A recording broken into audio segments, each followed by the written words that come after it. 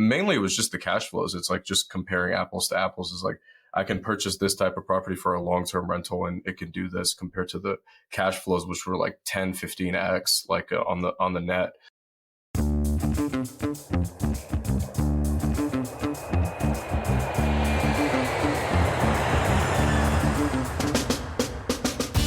Welcome to Passive Income Pilots, where pilots upgrade their money. This is the definitive source for personal finance and investment tactics for aviators. We interview world-renowned experts and share these lessons with the flying community. So if you're ready for practical knowledge and insights, let's roll. Hey everyone, welcome back to Passive Income Pilots. Tait and Ryan here with Ryan Gibson. How you doing, Ryan? Good. I'm excited to talk about short-term rentals. They were like all the rage during COVID. And I'm excited to hear about like soup to nuts, how to set them up, how to run them, how to do everything. And also like what's going on with short-term rentals today too. We'll talk a little bit about that.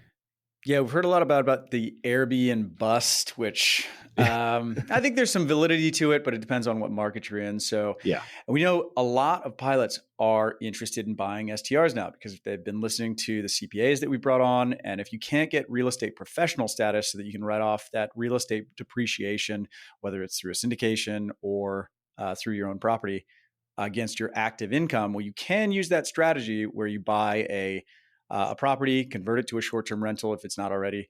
And as long as you self-manage it, that's considered active income. And if you do a cost segregation study on it, go back and listen to Toby Mathis, episode 10 and episode 14. If you haven't already, you can use that, this sort of short-term rental loophole, which is just fantastic. So we're going to get all through the process of short-term rentals and how to make them work.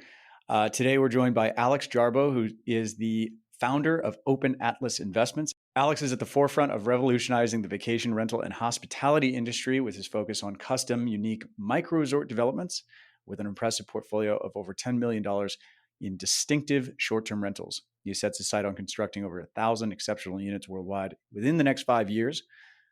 So, Brian, with that, let's jump in and learn how to become a full-time real estate investor through short-term rentals. Let's roll. Alex, welcome to the show. Thanks for coming on.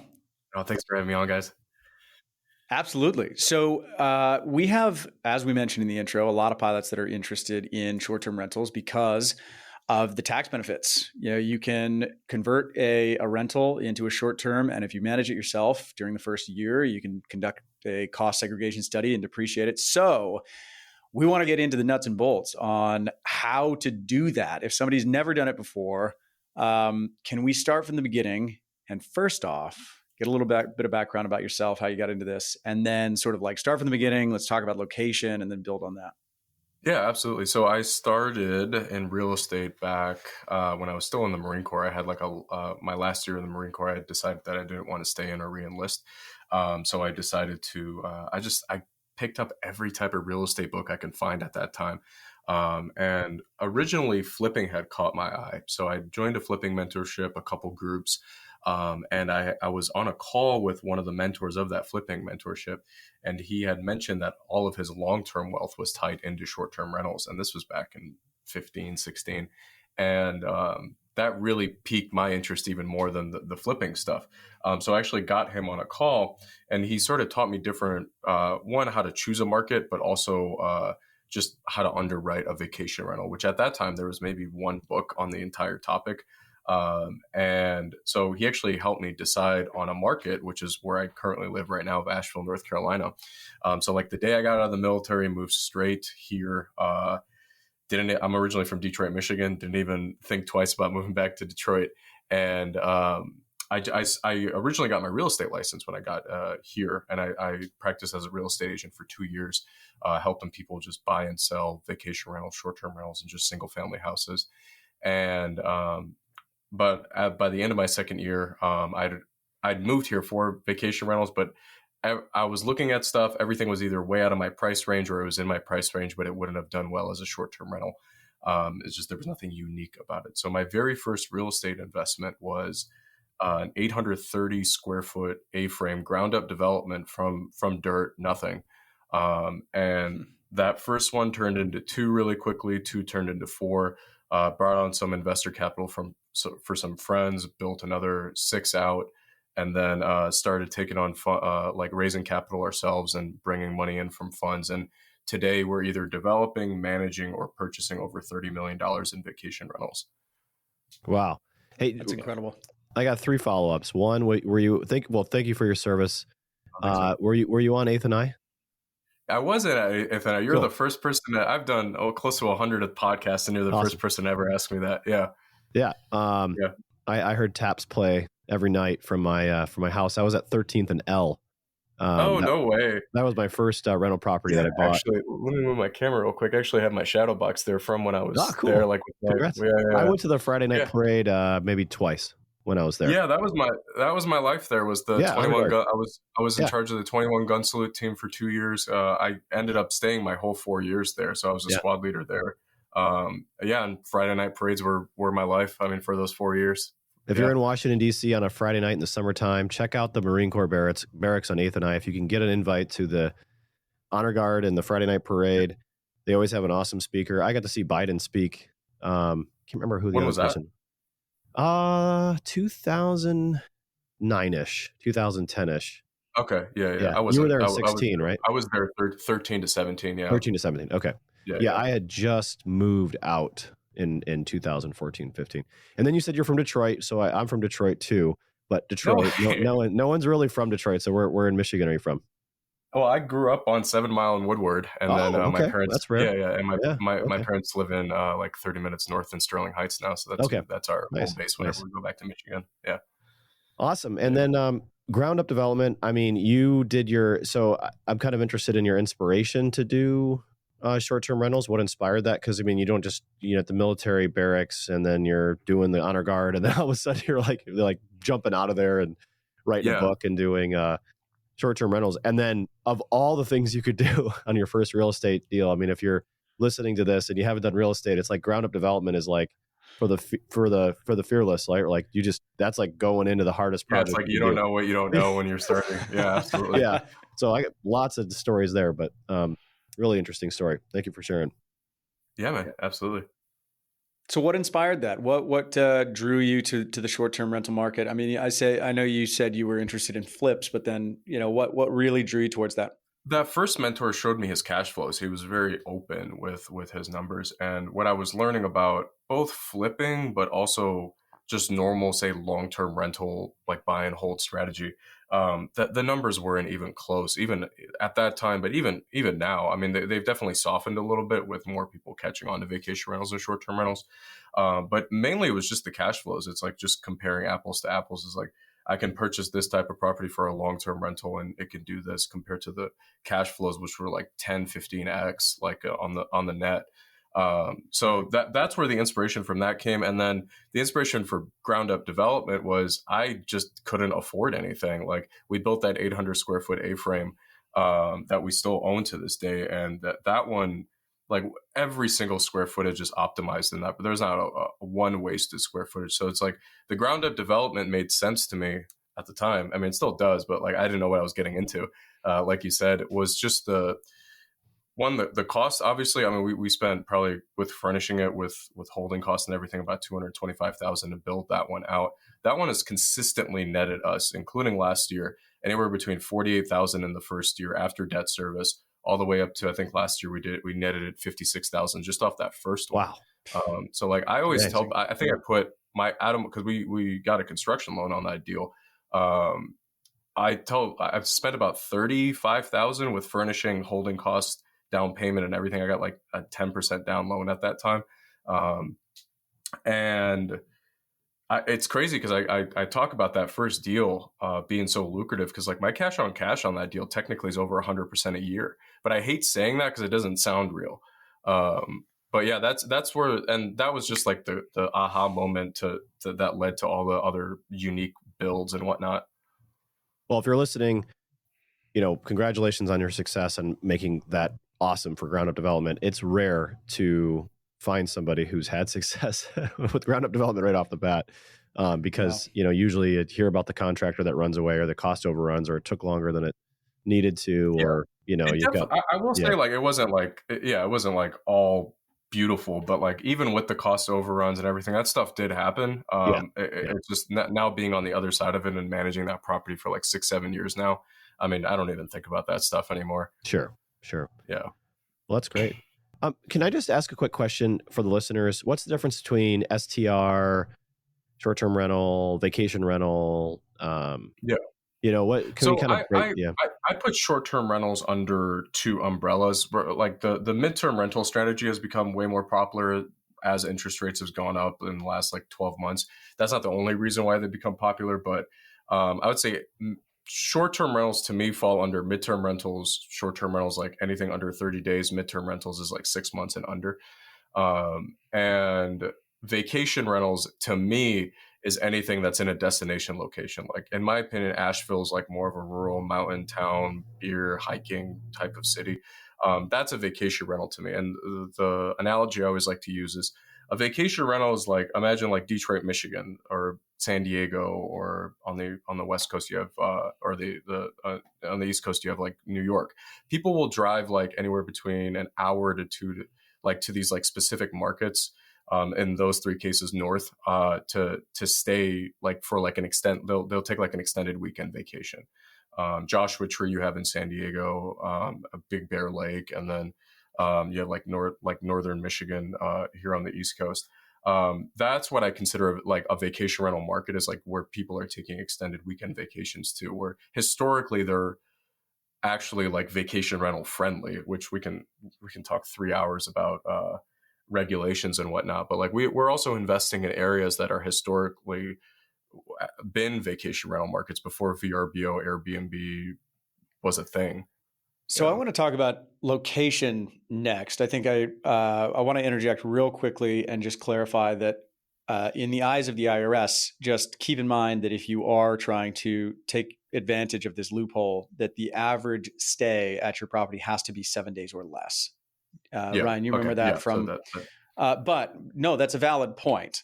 Yeah, I mean, you may be listening, and there might be a good strategy to have greater than 7 days. But if you want this 100%. To qualify you as a real estate professional, it's got to be 7 days or less. So don't do a midterm strategy or have to pivot into long term and bank on that strategy, right? So that you can do whatever you want. But yeah, good clarification. And also that it's the short-term rental strategy. This is not the real estate professional status thing. So if you can't qualify for real estate professional status and you want to use the short-term rental and depreciate that, in order for it to classify as an active activity, it needs to be 7 day or less average stay. But anyway, Alex, locations, regulations are a big issue. I spend a lot of time in Hawaii, where I'm based with my airline.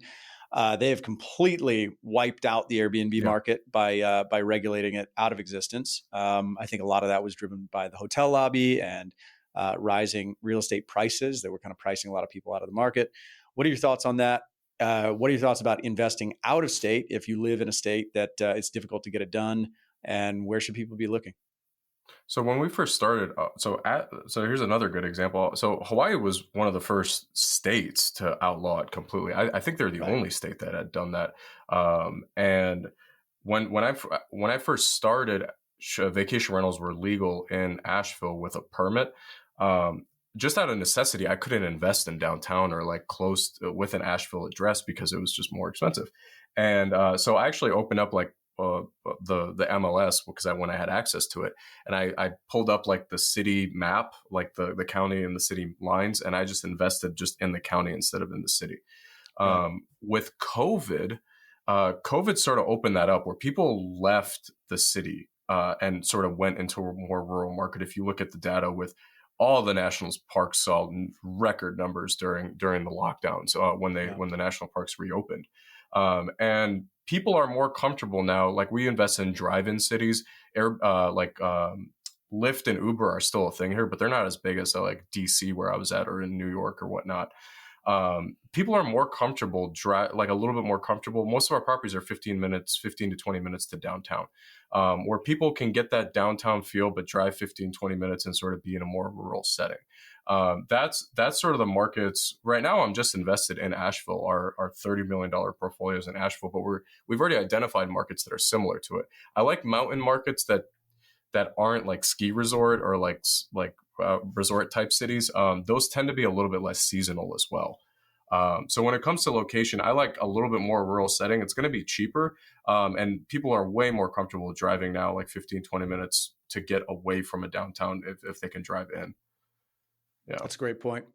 Great point. So I guess, yeah, sorry to interrupt you. Another thing too, which we pivoted to the last couple of years, is you can skirt almost every single, and this is for the bigger projects, but you can skirt almost every single vacation rental law in your area, depending on the zoning, if you apply for a hotel permit. If you do a big enough project that allows you to do a hotel permit. Now, a hotel permit doesn't mean that it's just one building. Like we've gotten these hotel permits on like cabin communities and whatnot. Interesting. I've never heard of that.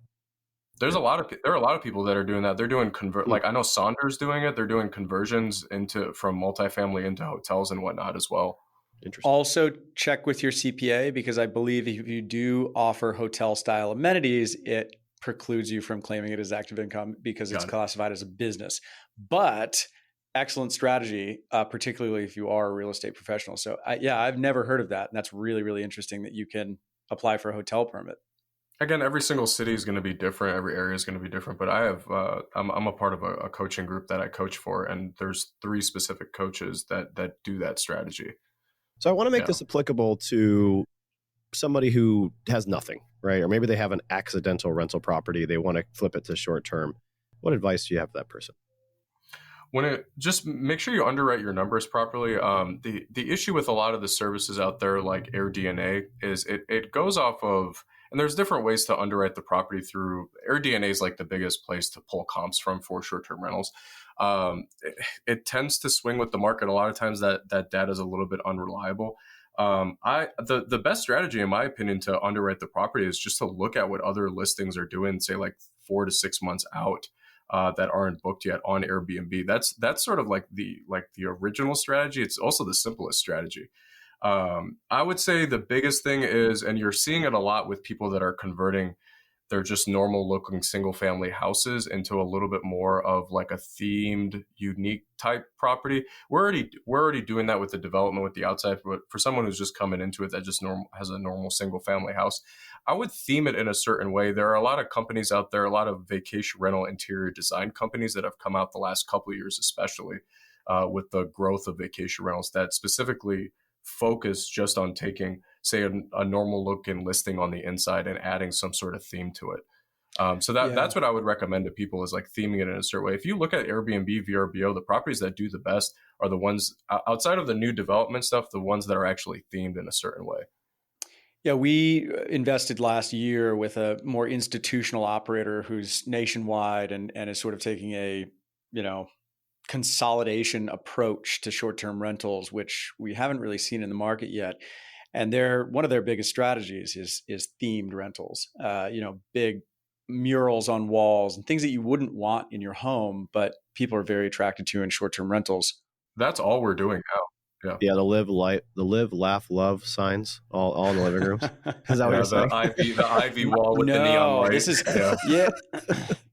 I mean, we're talking, they'll bring in an artist, they've got a Barbie themed house. They have a bachelor party themed house with a basketball court. So market, short-term rental, we're looking at comps. We're finding a local branding company that kind of help, sort of gussy up your place in a way that is going to be attractive to a market. Anything else? Like how do I pick a management company, or I got to manage it myself if I'm going for this status. But you can pick a management company the second year. The second year, yeah, there you go. Yeah. Another thing too, so this is the biggest shift that's happened in the last year, is when someone says like, I'm doing Airbnbs, like that's something that to me like screams like a beginner. To me, I consider myself, I'm in hospitality, whether I have 1 property or 50 properties. And with that being said, I look at Airbnb should just be looked at as a distribution channel, a marketing channel. So I'd recommend if you're managing it yourself, getting a property management software, which can be done relatively easily and cheaply, and getting your properties on Booking.com, VRBO, Expedia, if you can. It's more like a hotel resort style, so you need more than a couple listings. But definitely Airbnb, VRBO, Booking.com. And then switching, depending on how many properties you're doing, a lot of hosts are switching over to direct booking sites. So it's almost like going full circle, where people are Like back in the day, you had to pick up a phone to book a property. It's sort of the same thing where people are capturing data from Airbnb, say like a guest stays with us. We do an email capture and then we remarket to them through a direct booking channel. What are your thoughts on the best software that you found in order to self-manage, and how do you prevent overlapping bookings? I love HostAway. You need 3 listings to start with HostAway, but HostAway has been our go-to. And as you scale, there are different softwares to help you. They scale with you. If you're just starting out with one listing, Hospitable is really good to use. Those are the 2 I usually recommend, depending if you have 1 or plus like 3 pluses. HostAway for sure is the most well-rounded like property management software. It also has the most integrations when it comes to the other like distribution channels. I believe they just got approved to be like the premier partner for Google Travel. But if you're just starting out with one listing, I started with Hospitable, which is a good midway point just to integrate other distribution channels. Excellent. Yeah, and that gives you the opportunity to like list on Airbnb and VRBO and Booking and all that, and then it takes away the It's more listings if eyeballs. then it kind of like synthesizes the listing if it's still up there. What can somebody expect to pay in service fees? In their pro forma. So depending on the distribution channel, so Airbnb takes 14% from the host, or sorry, 14% from the guest and 3% from the host. It doesn't sound like that much. I always just, it's 3%. VRBO is 3% as well. But the issue with that 14%, even though you don't see that, that's technically passed through to the guest. That's going to hurt your listing. That always hurts your listing if you're only relying on the OTAs, the online travel agencies like Airbnb and VRBO. But when it comes to actually putting it in a pro forma, it's just 3%. That's not bad. Yeah. But on the back end, with it, like with them upcharging like 14% to the guest plus other fees, like occupancy tax, which we don't see because Airbnb collects that in our county or in our state, it hurts your listing overall because of that. And how do you find and source your best cleaners? Because I tried Airbnb for a little bit, and it seemed like that was the one fumble that I had here and there. So yeah, so you want one, and this goes for anybody on your team. You want a cleaning company. You don't want like a couple. You don't want like a wife daughter like team, which I've had before. You want to source a cleaning company, and it's a simple Google search just to start. But find a cleaning company that one manages vacation rentals, like turns vacation rentals, because there's a big difference between a cleaning company that just cleans like a normal single family house for a family compared to vacation rentals. They need to be in at a certain time. They need to be out at a certain time. There's no give and take with the days. So I would start with a simple Google search of just your area to start with the cleaning company. And make sure it's a cleaning. If you plan on owning multiple properties in that market, make sure it's a company that you can grow with, or at least they have like 10, 15, 20 listings. I look for a company also that has their own laundromat.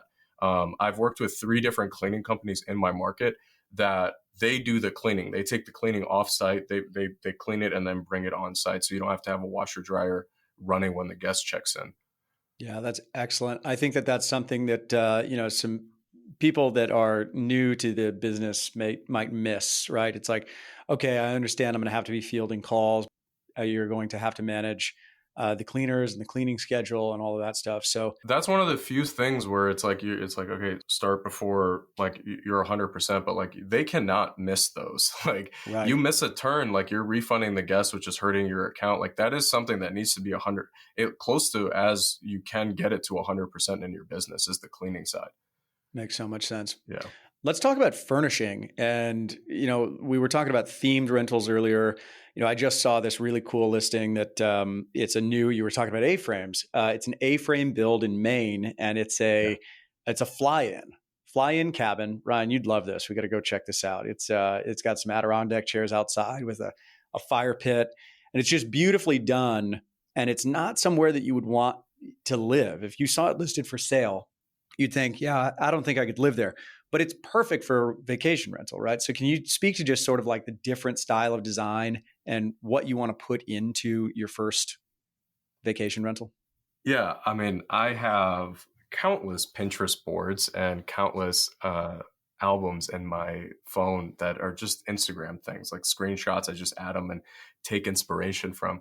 A really cool place to start again is Airbnb. They have these categories now that you can click on the OMG category. You can click on every single one of those categories that are going to be unique to your area or like close to you, and see the top ranking ones are the most popular properties in the market. So like go grab inspiration from them. It's fine to have. When I first started, there was one other A-frame in my city. Now there's 20. Hasn't affected my occupancy in any way. If you're quote unquote stealing some inspiration from properties in your market, it's completely fine. There's more than enough guests that are coming into a market for you to have a couple other versions of a specific unique property. So Airbnb, Instagram, just drawing inspiration from. When I first started, I didn't know anything about interior design. I still don't. I've always just gone off of like a 3-color color scheme. So it's like I always like to choose 3 colors, and I don't like when colors touch. And that's a pretty simple way of going with like the interior design piece. But if you're looking to do something like unique, whether it be ground up development or just like spice up your property, just look at what's already doing well on Airbnb through those categories. Pilots are untrustworthy people. I mean, they're trustworthy. They're trustworthy. You can trust them, but we don't trust other people, right? We always trust but verify everything. So what guests do you not rent to? And how do you control that? Because I think we're going to have issues of, control, right? We're going to want to know who's running our houses. And, or I don't know, maybe we won't, but at least that's kind of a hang up for me, is like, who's in my head? Untrusting. Yeah, we're Right? untrusting. We're not untrustworthy. Yeah. I'm so sorry.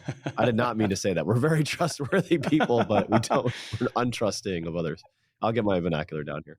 So we learned this lesson with a property that can sleep 16 people. In my opinion, that's way too much. That invites parties no matter what. And 16 people together, that's a party. Like that for the most part. Another thing that we realized in the last like 6-7 years of managing is that I would say 80% of our problem guests came from one-day bookings, especially last-minute one-day bookings. So that we have a buffer in our calendar of 3 to 4 days. Some people would say that's too much. Like we don't accept like last-minute bookings within 3 or 4 days, and we don't accept one-night bookings unless, and our software does this automatically, unless if there's a gap in the calendar. So say like Monday, Tuesday is booked, and Thursday, Friday is booked. Wednesday will open up. It's called an orphan day setting. Wednesday will open up. We'll rent to a one-day booking just to fill up our calendars. But like historically, like in the beginning, we were getting a lot of like one-day bookings that were like back to back to back. Say Monday, Tuesday, Wednesday, Thursday. Or the worst was Friday, Saturday, Sunday. And that people always request last-minute check-ins or like early check-ins, late checkouts when they're one-night bookings. So that's the first thing. Second thing is just you're allowed to have outdoor cameras. Like people forget that. No indoor stuff, obviously, but you're allowed to have cameras pointed towards your, like, say, parking area, ring cameras just to see who's coming in and out. We use remote lock to like it scrambles the locks and whatnot just to see how many people are coming in and out. Minute sensors are another really cool thing for like noise decibel levels. That's for guests that are already in your properties, but the one night bookings for sure on like how to mitigate that, and then when they're actually in your property, how to handle them without destroying their like privacy and whatnot. I think the decibel sensors are really interesting. That's one where you can have that inside. You can't have a camera, but you can have a decibel sensor, and so it sends off an alert if there's a party, right? It doesn't record; it just monitors. And I think that's we haven't put them in yet, but that same company also put created like a smoke detector to tell you when like someone's smoking in your property. Oh, that's really cool. Yeah. I like that. How do you communicate? This is a kind of going back to the cleaner question. How do you communicate with the cleaners when there's a schedule change or someone books that Wednesday last minute? Is it handled through the software? Or is that a manual process? That actually goes back to the other question on how to choose a cleaning company. All of that needs to be integrated. Both Hospitable and Hostaway allow you to integrate with whatever companies they use. The current cleaning company uses a software called Resort Cleaning that is literally specific for vacation rental cleaners. And if it's a last minute, well, we don't take last minute bookings, but say like if you were to take last minute bookings, we have a couple virtual assistants that work for us that will tell, like if it's 4 days out, our cleaners are getting a message saying, hey, someone just booked quote unquote last minute. That's last minute to us. That's great. So that's how we handle that. That's Most of it's gold. integrated, but if it's a last minute booking, it's sent to our cleaning company, like via like a virtual assistant. Yeah. Alex, I really appreciate you opening up and kind of showing us how the sausage is made here in short-term rentals. You mentioned you raise money. So you raise money and go syndicate short-term rentals and then proffer investors to participate in your offerings. Yep. So talk to us Yep. about that a little bit. Yeah, that came from just having so many people in my community and mentors and just watching how they operate and what they do. And we're doing a single asset raise right now. In my opinion, it's for one of the top vacation rental properties in the country. It's 20 units as a treehouse community that's in my market. And that originally came, that the whole idea of even start raising the money myself just started from working with other funds. Like our other two of our other deals are like we have a fund that we have partnered with. This deal, I felt confident that I could do it myself, or my company could do it, in raising the capital. So that's where that whole came from. It was just like I learned that whole business originally, like how to talk to fund managers through multifamily books, because there wasn't anything on how to raising capital is raising capital, whether it be self storage, whether it be multifamily, whether it be mobile home parks. The numbers for the most part at their essence is the same. So I leaned really heavily on how to for multifamily books on how to put an entire fund deal together. Great. Interesting. Yeah. Well, how do people find out more about you? I'd love to take a look at the treehouse and maybe even stay in it. How do people find out more about you and the information you put out and the project itself? Yeah, so we actually just built an entire website just for this property alone, and you guys can check out all the videos and everything that are on the website. That's going to be, and I'm sure it's going to be linked in the show notes somewhere. That's going to be openatlas.investments. Open Atlas is our investment and management company.